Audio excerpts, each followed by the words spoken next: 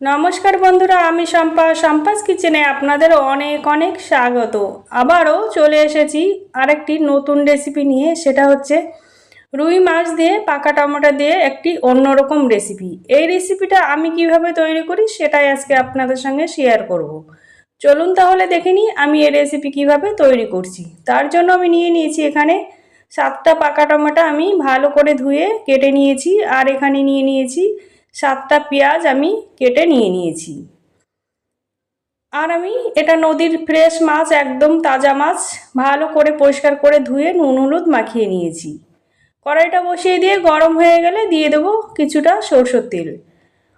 তেলটা ভালোভাবে গরম হয়ে যাবে তখন দিয়ে দেবো একটু নুন, যাতে নুনটা দিলে কি হয় মাছটা আর নিচে লেগে যাবে না। নুনটা দেওয়া হয়ে গেলে ভালোভাবে নাড়িয়ে নিয়ে মাছ দিয়ে দেবো। মাছটা দেওয়া হয়ে গেলে এক পাশ হয়ে গেলে আমি উল্টে নেব। উল্টে পাল্টে আমি লাল লাল করে ভেজে নেব। এখানে মাছটা অবশ্যই আমি লাল লাল করে ভেজে নেব। আমার মাছ ভাজা হয়ে গিয়েছে, আমি তুলে নেব। তুলে নিয়েই ওই তেলেই আরও কিছুটা সরষের তেল দিয়ে দেবো। তেলটা যখন গরম হয়ে যাবে ফোড়নে দিয়ে দেবো কিছুটা সরষে আর একটা শুকনো লঙ্কা মাঝখান দিয়ে ফাটিয়ে দিয়েছি। ফোড়নটা হয়ে গেলে কেটে রাখা পেঁয়াজ দিয়ে দেবো। পেঁয়াজটা দেওয়া হয়ে গেলে একটু নাড়িয়ে নেব। আর এখানে পেঁয়াজটা আমার লাল লাল করে ভাজার দরকার নেই, জাস্ট একটু নরম হলেই হবে। আমার এখানে পেঁয়াজটা নরম হয়ে এসেছে।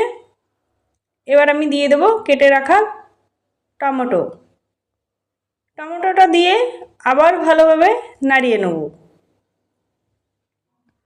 নাড়িয়ে নিয়ে এবার দিয়ে দেবো 1 চামচ নুন।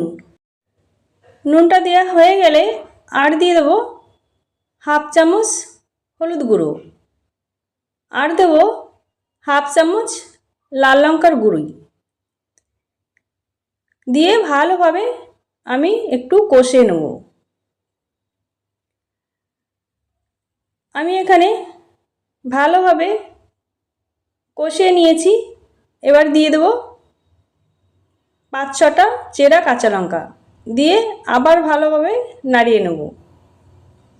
নাড়িয়ে নিয়ে এবার দিয়ে দেবো আমি ভেজে রাখা মাছ। আর কোনো মশলা আমি এখানে ব্যবহার করছি না। আপনারা চাইলে এখানে আদা রসুন বাটাটাও দিতে পারেন, তবে আমি এইভাবেই বানিয়ে থাকি, খেতে কিন্তু ভীষণ ভালো হয়। মাছটা দেওয়া হয়ে গেলে আবার একটু নাড়িয়ে নেব। নাড়িয়ে নিয়ে এবার ঢাকা চাপা দিয়ে আমি রান্না করে নেব 5 মিনিটের জন্য। 5 মিনিট পর ফিরে এলাম, ঢাকাটা খুলে নেব, একটু নাড়িয়ে নেব। আমার এখানে জল জল ভাব আছে, আমি আরও 2 মিনিট রান্না করে নেব যতক্ষণ না জলটা শুকিয়ে আসছি।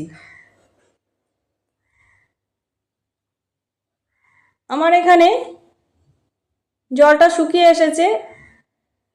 এবার আমি উপর দিয়ে দিয়ে দেবো কিছুটা ধনেপাতা কুচি। ধনেপাতাটা দিয়ে আলতো হাতে একটু নাড়িয়ে নেব।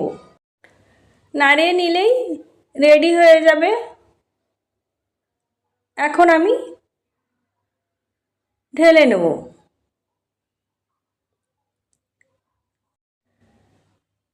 তৈরি হয়ে গেছে রুই মাছ দিয়ে পাকা টমেটোর একটা অন্যরকম রেসিপি। আমার এই ছোট্ট রেসিপি যদি আপনাদের পছন্দ হয়ে থাকে, লাইক কমেন্ট শেয়ার সাবস্ক্রাইব করে আমার পাশে থাকবেন।